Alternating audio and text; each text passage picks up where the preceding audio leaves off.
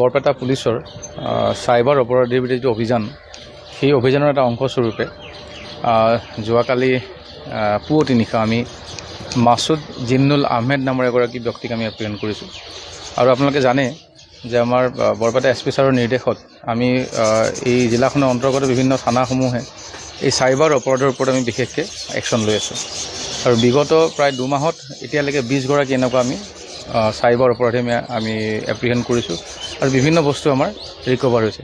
যোৱাকালি আমি যিগৰাকীক এপ্ৰিহেণ্ড কৰিলোঁ বনঘুগী এৰিয়াৰ হয়, আৰু সেইগৰাকী ব্যক্তিৰ পৰা আমি প্ৰায় 60খন আমি ATM কাৰ্ড পাইছোঁ, ATM কাৰ্ড, ডেবিট কাৰ্ড তেনেকৈ মিলাই পেলাই কেইবাটাও মোবাইল ফোন পাইছোঁ। ফোনবোৰ আমি ভেৰিফাই কৰি আছোঁ আৰু নগদ আমি 5 লাখ টকা পাইছোঁ। আৰু তদুপৰি কেইবাটাও বেংকৰ ডকুমেণ্টছ পাইছোঁ। চ' এইখিনি কথা আমি ভেৰিফাই কৰিব লাগিব।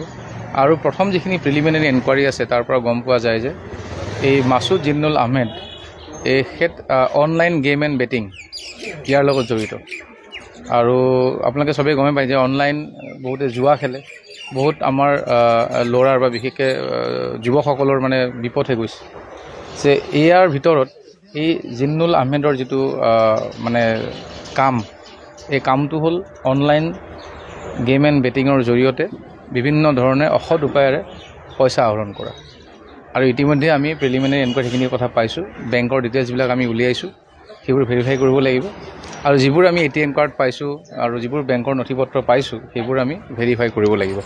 আমি তেওঁক অনাৰেবল কোৰ্টৰ সন্মুখত প্ৰডিউচ কৰিম, ৰিমাণ্ডত ল'ম। আৰু ইয়াৰ লগত মানুহ জড়িত আছে নেকি, ডেফিনেটলি আছে, সেইখিনিকো আমি বিৰুদ্ধে একশ্যন ল'ম।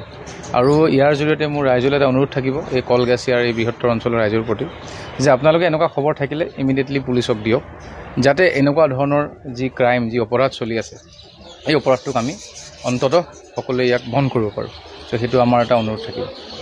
এই অভিযানটো আচলতে আপোনালোকৰ কাৰ নেতৃত্বত হৈছে? মই কৈছোঁ যে আমাৰ বৰপেটা SP ছাৰৰ নিৰ্দেশত আমি সকলোৱে মানে কেইবাটাও এনেকুৱা বিভিন্ন ক্ৰাইম পেটাৰ্ণ আছে। তাৰ ভিতৰত আটাইতকৈ যিমান আমি ফেচ কৰিছোঁ যে চাইবাৰ অপৰাধীৰ যিটো কাম, যাৰ জৰিয়তে আমাৰ মানুহৰ যথেষ্ট কাৰোবাৰ পইচা হৰলুকি হৈছে, বহুত কষ্টৰ পইচা, কাৰোবাৰ একাউণ্ট ফ্ৰিজ হৈ গৈছে কোনো গম নোপোৱাকৈ, কাৰোবাৰ SIM কাৰ্ড ইউজ হৈ আছে, কাৰোবাৰ ফটো ইউজ কৰি আছে, কাৰোবাৰ এড্ৰেছ ইউজ কৰি আছে। চ' এইটোৰ ওপৰত আমাৰ তীক্ষ্ণ নজৰ আছে আৰু এইটো থাকিব।